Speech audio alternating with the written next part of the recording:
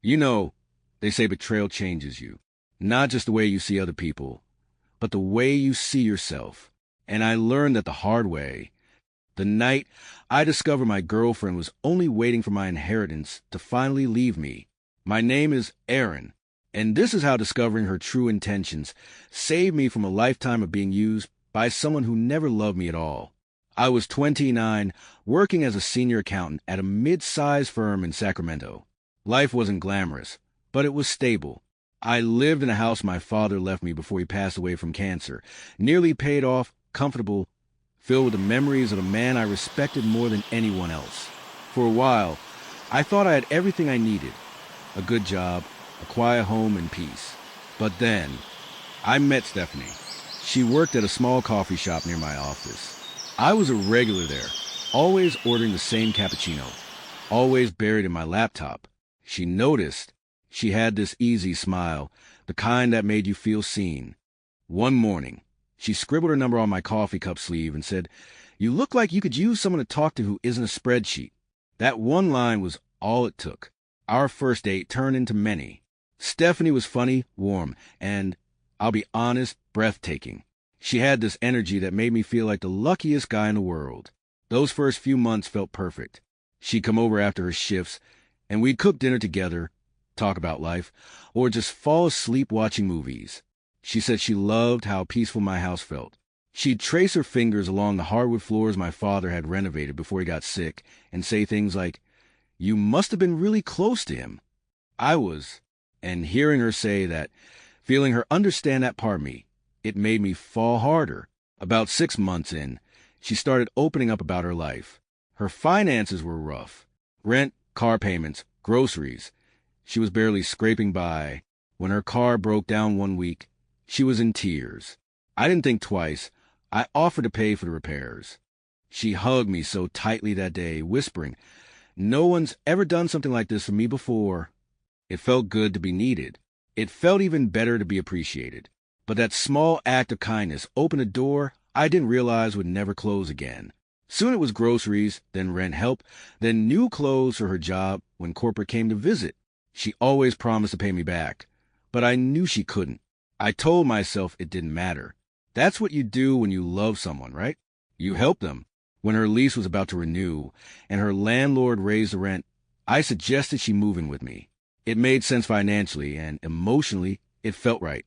She hesitated, saying she didn't want to take advantage of me, but I convinced her that sharing the bills would actually help me too. In reality, I didn't need help. I just didn't want to lose her. The first few months living together were great. We decorated, hosted small dinners, made plans for the future. I introduced her to my family. My uncle even pulled me aside during a barbecue and said, "Aaron, she's a keeper. You look happy." And I was so happy, in fact, that I started thinking about marriage. That's when I began opening up more about my finances. The house, the trust fund my father set up, the properties he'd invested in. I wasn't bragging, just being transparent with a woman I thought I'd spend my life with. She listened closely, always asking questions, very specific ones. When would the trust mature? How much would it be worth? Were there conditions? Could a spouse access it if something happened to me? At the time, I thought she was just being practical. Now, I know she was collecting information. She also talked a lot about her ex, a toxic man, according to her. Controlling, jealous, sometimes even violent. I hated that guy without even meeting him. It made me want to protect her, to prove that love didn't have to hurt. But after a while, I started noticing things. She mentioned her ex almost every week. And when I pointed it out, she said, 3 years leave scars, Aaron. I'm still healing. Then there was the intimacy. It faded, slowly, quietly, until we were basically roommates who shared bills and occasional hugs. She always had an excuse. Tired, stressed, not in the mood. And I told myself it was fine. That real love wasn't just physical. That patience would fix everything. But I was wrong. So wrong. One night, everything changed. It was late past midnight. Stephanie had gone to bed early after a long shift. I stayed in the living room finishing some work. When I finally went to bed, she was lying on her side, her phone still glowing in her hands. Normally, I would have just turned it over, so the light wouldn't wake her. But the screen caught my eye. There were unread messages from someone named Mark. I don't know what made me look. Maybe instinct, maybe divine intervention. But what I saw next shattered everything I believed about her. The last message she sent read, "I'm just waiting for his inheritance. Then I'm yours." I froze. My heart stopped. I read it again and again, hoping I was misunderstanding. But as I scrolled up, the truth became undeniable. She'd been talking to her ex all along, for months, telling him how she was playing it smart, that she was getting close to the money, and that once I received my inheritance, she'd finally leave me and go back to him. She even laughed about me, about how easy it was to make me open up, how gullible I was for believing she loved me. Every message was a knife, and by the time I finished reading, I didn't even feel angry, just empty. The woman sleeping next to me wasn't my girlfriend. She was a con artist. But instead of confronting her, I decided to play the long game. If she thought she was smart, I'd show her what real calculation looked like. So the next morning, I acted completely normal. I kissed her goodbye, made her breakfast, and went to work like nothing happened. Meanwhile, I was quietly documenting everything, screenshots, photos, backups, all saved in a private cloud. And then I began my little test. One evening, I came home looking stressed. I told Stephanie that my firm was in trouble, that a big client was refusing to pay, my job was at risk, and that the trust fund for my dad might get tied up in legal issues. I told her money was going to be tight for a long time. At first, she played the part perfectly, hugging me, saying we'd get through it. But it didn't take long for her mask to slip. Within a week, she was distant. No more dinner dates. No more affection. Just silence and excuses. By week 3, she was complaining about eating cheap food and sighing when I suggested budget-friendly outings. By week 4, she was barely home, always working late or seeing friends.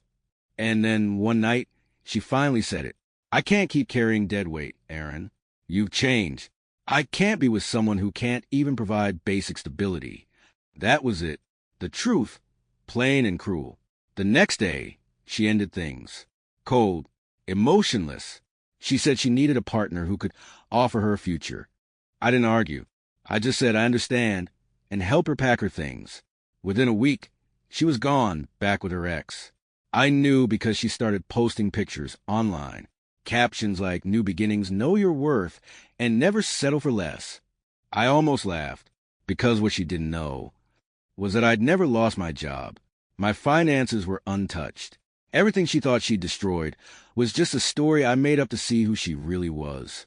A few months later, karma caught up with her. Friends told me her ex was the same abusive, unstable man he'd always been. She was working longer hours, covering his bills, even showing up with bruises again. Then the messages started coming. "Hey, how are you? I've been thinking about you. I made a mistake, Aaron. Can we talk?" I ignored every single one. Until one Saturday morning, she showed up at my door, crying, apologizing, begging for another chance. She said she'd been scared, confused, that she finally realized I was the best thing that ever happened to her. I listened quietly, and when she was done, I said just one thing: "You left when I pretended to have nothing." That told me everything I needed to know about what I meant to you. Then I closed the door, and that was the last time I ever saw her. It took a long time to process everything that happened. The betrayal, the manipulation, the lies. But somewhere in that pain, I found clarity. I realized I'd spent years believing that what made me valuable was what I could offer: money, security, comfort. But the truth? My worth was never in what I had. It was in who I was. Stephanie didn't destroy me. She freed me from a life built on someone else's deception. Sometimes the worst betrayal becomes your greatest teacher, because it forces you to see that love built on conditions isn't love at all. So if you're with someone who only seems happy when you're providing, if you feel like their affection depends on your bank account, walk away. Real love doesn't need proof of income. It just needs truth. And in the end, that's worth more than any inheritance ever could be.